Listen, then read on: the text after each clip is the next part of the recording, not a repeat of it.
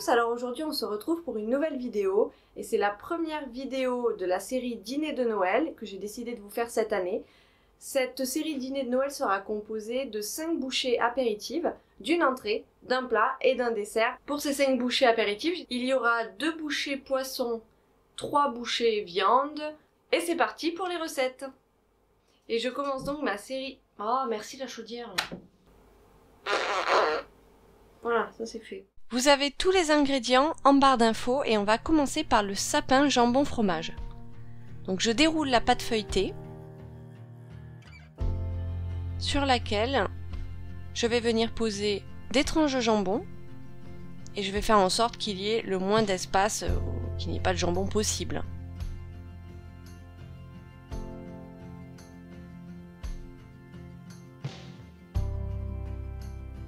J'ajoute le fromage. Moi je le voulais à l'emmental, mais je vous avoue, vraiment, c'est pas le plus simple. Le mieux je pense que c'est d'utiliser du tartare, de l'ail fines herbes parce que ça colle. Je coupe des bandes d'environ 2 cm.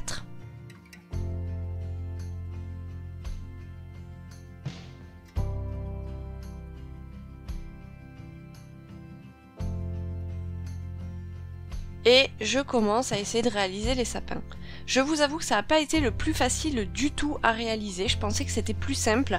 En fait, je pense que mon erreur, c'est que j'ai voulu couper les bandes en deux et ne pas garder toute la longueur. Et pour avoir l'effet de sapin, je vous conseille vraiment vivement de garder la longueur entière de la bande et d'avoir assez de pâte pour jouer et faire vraiment cet aspect sapin graduel avec un côté fin en haut et plus épais en bas.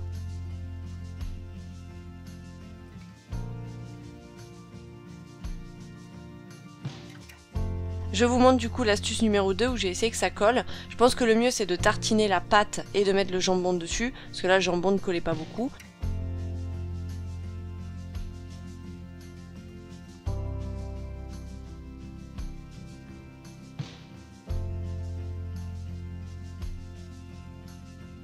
Voilà, vous pouvez voir qu'il y en a des ratés, il y en a qui sont mieux que d'autres. Mais dans tous les cas, c'était tellement bon que c'est pas grave. On enfourne à 180 degrés pendant 20 minutes. Maintenant, nous allons réaliser des roulés au saumon fumé. Pour info, vous pouvez très bien faire ces roulés avec des tortillas de blé. Moi, je préfère les faire au pain de mie parce que je trouve ça plus moelleux. Je prends là 2 tranches de pain de mie que je viens aplanir avec un rouleau. Là, c'est un rouleau à pâte à sucre, mais un rouleau à pâtisserie. J'ajoute un carré d'ail et fines herbes par tranche de pain de mie. Pain de mie sans croûte, je trouve que c'est plus joli et c'est bien mieux.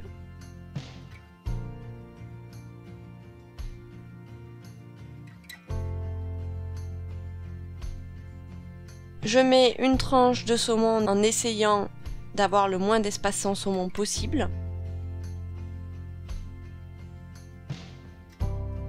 Et je roule très serré le pain de mie pour faire comme une petite bûche.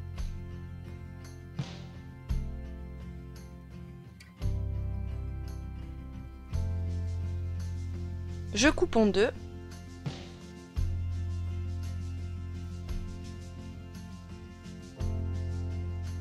Et je réalise la même opération pour le second. Alors nous on est 2 à manger donc on ne veut pas gaspiller, je n'en fais pas pour une quantité de table de Noël, mais bien entendu vous multipliez les quantités pour avoir assez pour vos convives. Je place un petit morceau de saumon que je décide de twister afin que ce soit joli au-dessus du petit roux.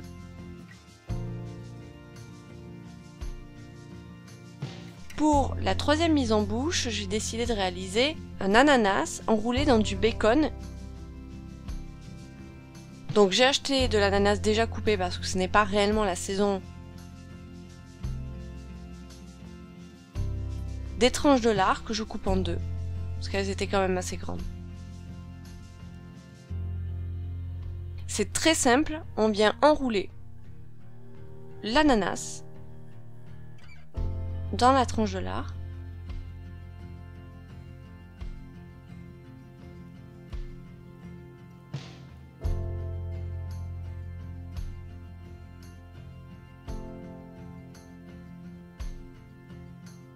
Et on enfourne 15 minutes à 200 degrés.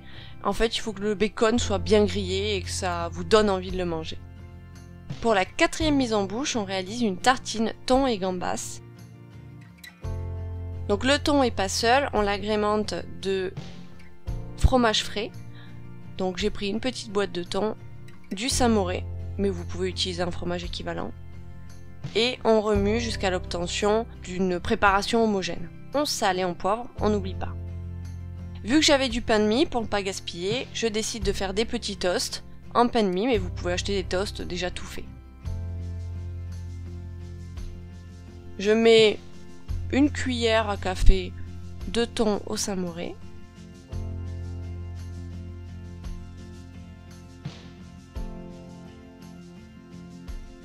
Dans une poêle, je fais revenir du beurre et j'y ajoute les gambas. Je décide de mettre un peu de curry, n'en mettez pas trop, moi j'ai un peu trop dosé, c'est vrai que le thon et le samouré c'est assez fin en bouche et le curry prend le pas dessus, donc il faut pas en mettre trop.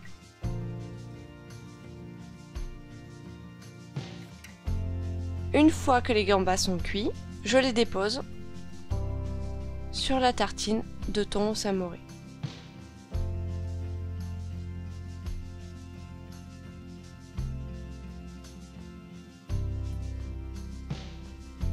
Pour la 5e mise en bouche, j'ai décidé de faire une panna cotta de foie gras. Pour ce faire, on met, là je devais avoir à peu près 25 centilitres de crème liquide entière. Et du foie gras. On laisse fondre le foie gras doucement, à feu doux.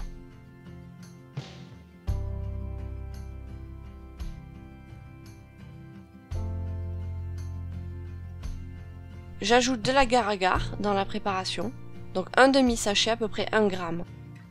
Et je fouette bien. Je mets la préparation dans des verrines. On ne s'inquiète pas, la méverrine, en fait, ce qui s'est passé, c'est que le gras du foie gras s'est séparé de la préparation. On laisse juste refroidir et on remue de temps en temps et vous allez voir que le gras va se réajouter à la préparation de foie gras et ça va faire une vraie panna cotta, pas d'inquiétude. J'espère que ces recettes vous auront plu et vous inspireront pour votre dîner de Noël. Je vous dis à très bientôt pour une nouvelle vidéo et notamment pour l'entrée de la série Dîner de Noël.